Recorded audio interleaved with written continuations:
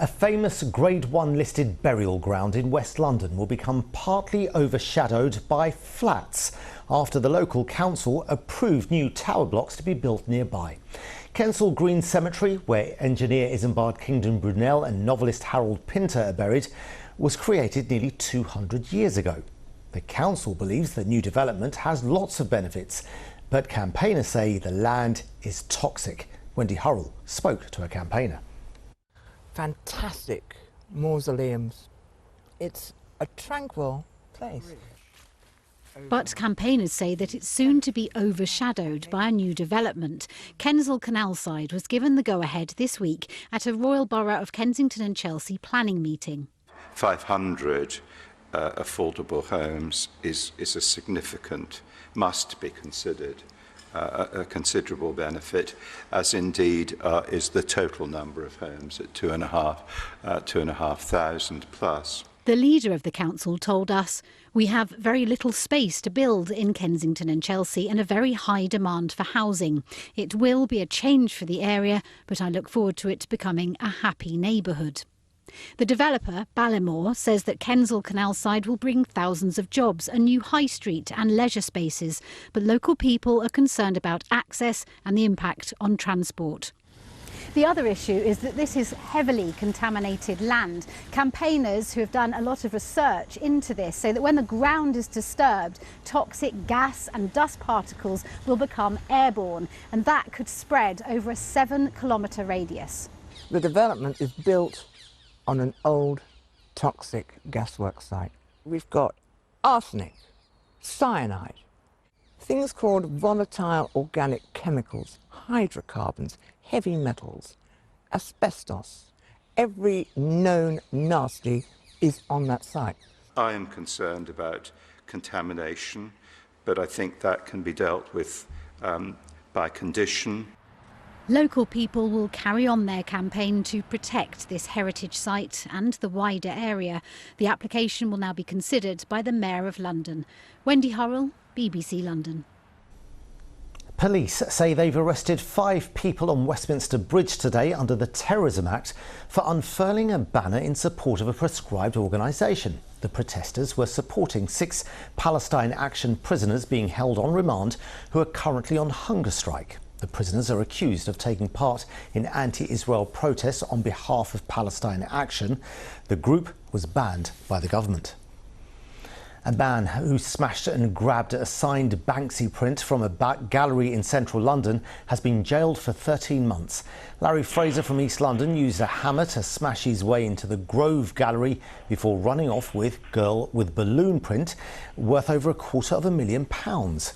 Police used CCTV to follow his getaway. The print was recovered from a location on the Isle of Dogs 5 days later. The Royal Ballet and Opera has introduced dynamic pricing for its tickets, which means prices can go up or down depending on demand. RBO says its new pricing model will enable the venue to maximise ticket revenue.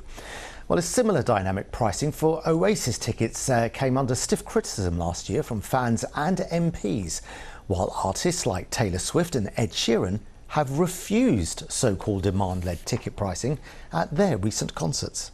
An LNER staff member who was seriously injured while protecting passengers during a mass stabbing has been discharged from hospital.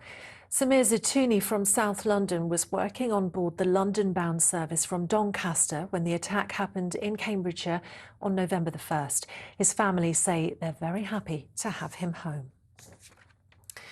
A South London council is owed more than £1 million in unpaid parking fines.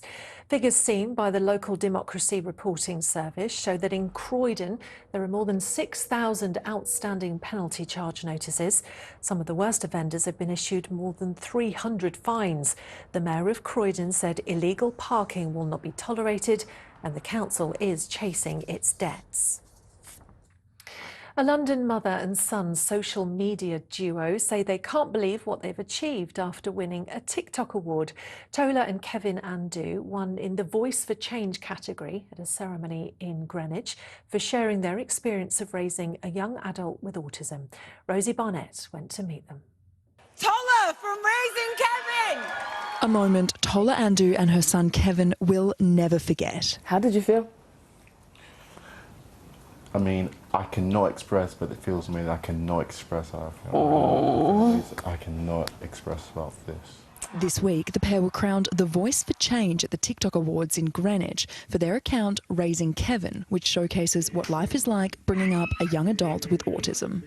I would never have thought that it would gain us the type of community that we have now, and then to move from just that to, you know, being recognized enough to be nominated for such an impactful category was mind-blowing. So Tola started making TikToks in the hopes of finding just one other experiencing similar circumstances.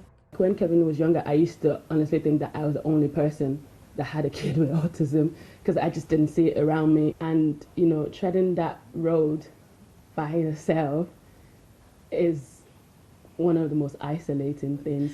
Now, with more than 700,000 followers and millions of likes, her goal is to make sure no one else feels like they're alone. It's so surreal, really, how far it has gone, and it just makes it even more beautiful that from the corner of our little home here in London, people connect with Kevin's story. Above all, their message, to find joy in the everyday. Rosie Barnett, ITV News. Now, as celebrities prepare to enter the jungle tomorrow, the Natural History Museum has been showcasing creepy crawlies today. The London Landmark hosted the Great Big Bug Show. It aims to teach children about the importance of some of the world's smaller creatures and make music, science and literature available to everyone. The show is like part gig, almost part kind of workshop by the skies at points. It's very interactive. We want children to leave feeling inspired that maybe they could be a bug expert or a lyricist, you know, like a scientist or a songwriter. It's all of those things. People have been getting in the festive spirit today at Chelsea's Christmas lights switch on. Father Christmas turned on the display. Part of the King's Road was closed so pedestrians could join in on the celebrations from Sloane Square to Walpole Street.